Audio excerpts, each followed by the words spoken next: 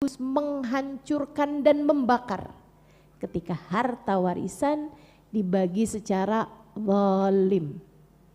Ketika ada seseorang yang berusaha untuk menguasai harta dari keluarga, dia mendapatkan lebih sekalipun dari yang lainnya, apalagi dia menguasai harta yang seharusnya dibagikan kepada yang lain, liatin aja. Bukan cuman harta yang itu yang bakalan hancur, tapi akan menghancurkan harta dia yang lain-lainnya. Apalagi kalau sampai masuk ke pengadilan, bolak-balik, itu segala macam. Hanya untuk biar keluarganya gak dapat harta warisan. Liatin, bakalan panas hartanya. Harta yang panas tuh api, bisa ngebakar harta tersebut sampai bisa membakar sisa-sisa harta yang lain-lainnya. Jangan ada di antara kita yang rebutan harta warisan, apalagi sampai membuatmu kehilangan keluarga. Dunia bisa dicari, tapi saudara nyarinya di mana?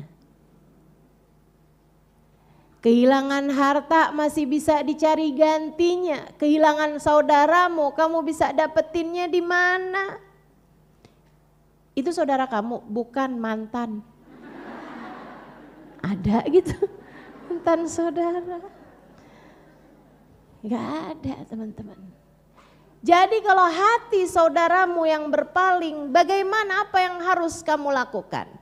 Kamu harus menyambung hubungan kembali dengan saudaramu tersebut itu. Segala cara silakan tempuh.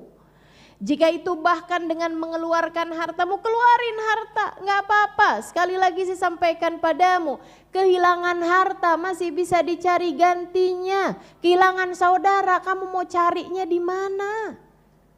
Saya sih nggak apa-apa kehilangan dunia saya, kehilangan harta saya nggak mau kehilangan saudara saya.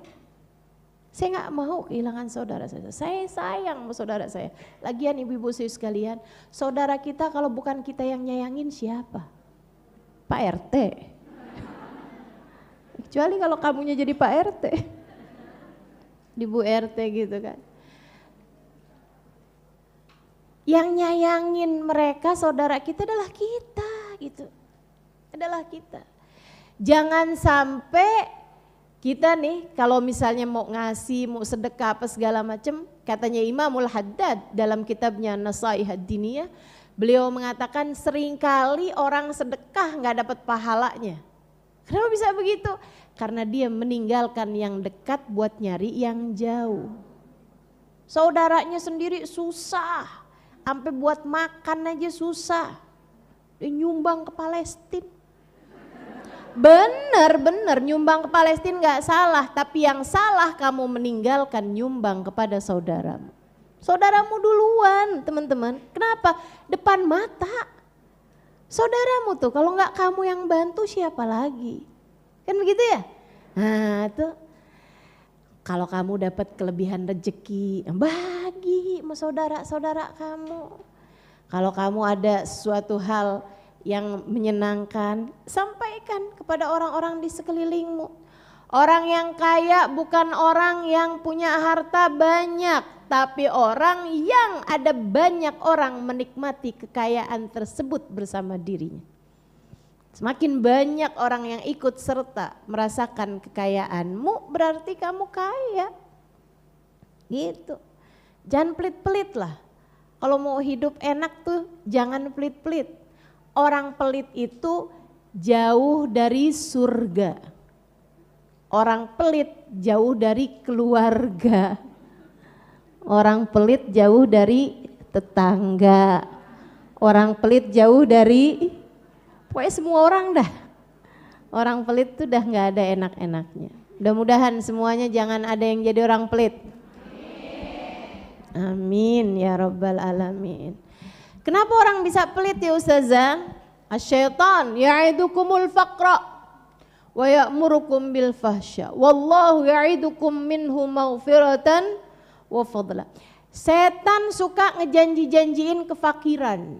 Jadi setan suka menakut-nakutkan orang dengan kefakiran.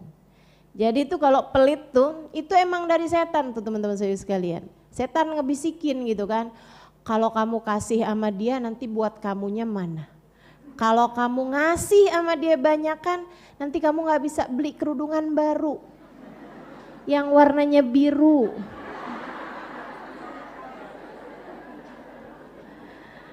Gitu kan. Itu yang suka dikerjain sama setan. Nakut-nakutin kita dengan kefakiran. Allah udah sebutkan tuh dalam Al-Quran. Syaitan ya'idukumul faqra. Setan suka menakut-nakuti kita dengan kefakiran.